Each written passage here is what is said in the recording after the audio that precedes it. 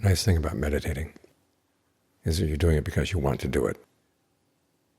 Now, you could be sitting here with your eyes closed thinking about all kinds of other things, but you realize that that doesn't accomplish much. You've got the opportunity now to work on a skill. The affairs of the world are not so pressing.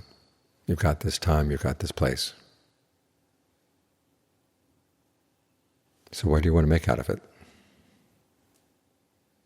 What do you want in terms of the breath? Well, work with the breath, see what you can do. There will be some limitations on what you can do. But you don't know those limitations until you've explored, until you've pushed the envelope.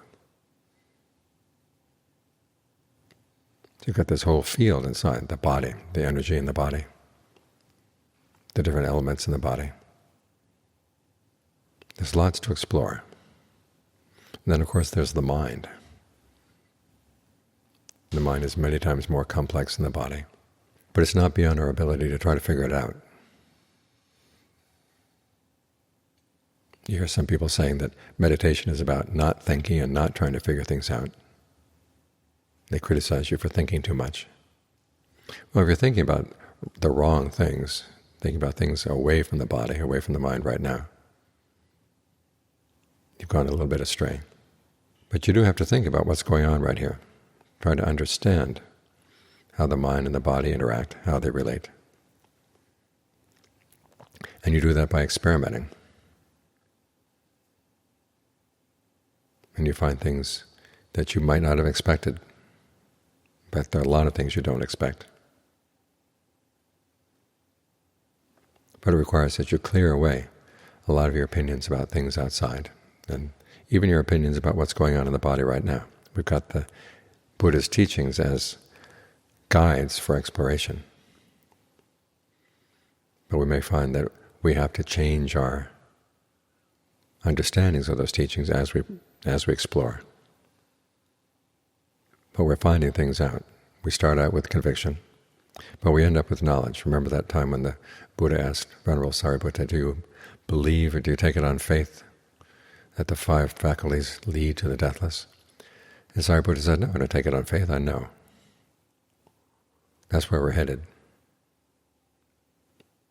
To what's called confirmed confidence or confirmed conviction, that there is a deathless, that the Buddha knew what he was talking about. But we get there not by simply believing or not thinking.